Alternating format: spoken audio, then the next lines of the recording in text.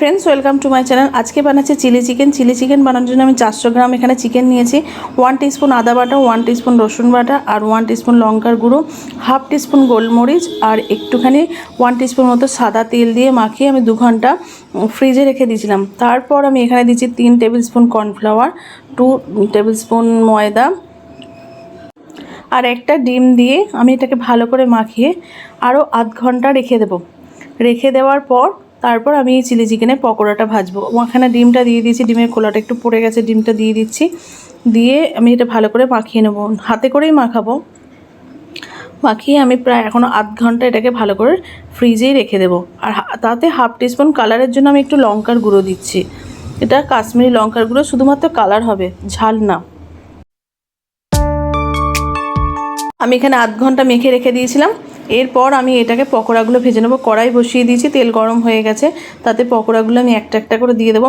Low to medium ফ্লেমে আমি এটা ভালো করে 2 পিঠ ভালো করে লাল লাল করে ভেজে নেব। তারপর আমি এটা চিলি চিকেনগুলো করবো। এই যে পকোড়াগুলো ভাজছি, পুরো তেলে দিয়ে উল্টে দিচ্ছি।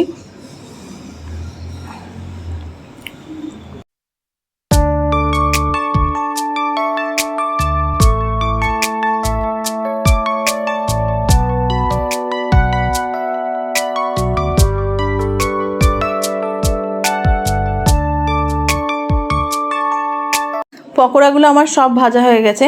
যে তেলটা বেঁচে আছে ওই তেলটাতেই আমি 1 টিস্পুন মতো চিনি দেবো। চিনিটা একটু লাল হলে তাতে আমি রসুন বাটা আর কাঁচা লঙ্কা বাটা দেবো। এখানে আমি কোনো রসুন কুচি বা কিমা দিচ্ছি না, আমি রসুন বাটাটা দিয়েই করি। এতে একটু কাঁচা লঙ্কা বাটা দেওয়া আছে, রসুন বাটা দেওয়া আছে। এটা একটুখানি কাঁচা গন্ধটা গেলে তাতে আমি পেঁয়াজগুলো দিয়ে দেবো।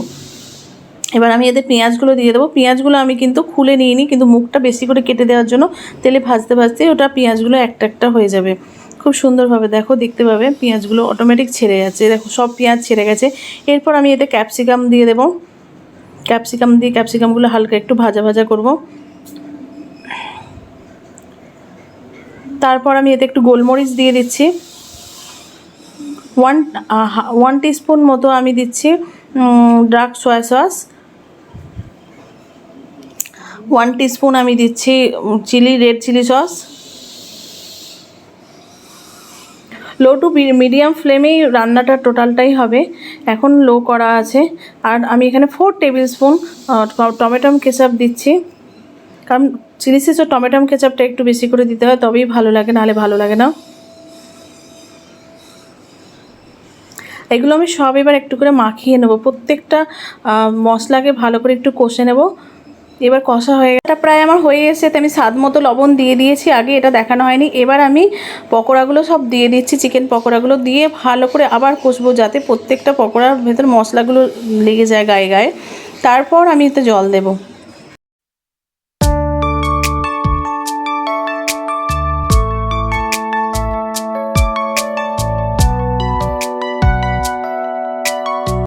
কষা আমার কমপ্লিট হয়ে গেছে।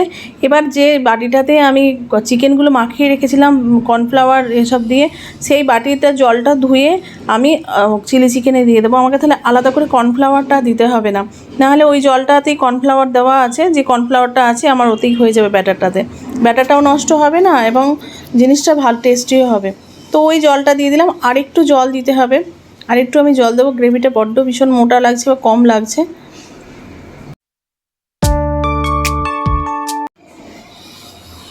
আর একটু জল দিয়ে দিচ্ছি আমি। চিলি চিকেনটাকে একটু ফুটতে দেবো। ফুটে উঠতেই চিলি চিকেন একবার ফুটে উঠতেই রেডি হয়ে যাবে। তো দেখতেই পাচ্ছ চিলি চিকেন টকবক করে ফুটছে। চিলি চিকেন একবারে পুরোপুরি রেডি হয়ে গেছে। গ্রেভিও যথেষ্ট মোটা হয়ে গেছে, দেখো। আর ফোটাবো না। এবার গ্যাস বন্ধ করে আমি ঢাকা দিয়ে দেবো। যদি এরকম রান্না ভালো লাগে, বাড়িতে বানিয়ে করে খেয়ে দেখো। যদি ভালো লাগে তাহলে আমাকে SMS করো, এরকম নতুন নতুন রান্না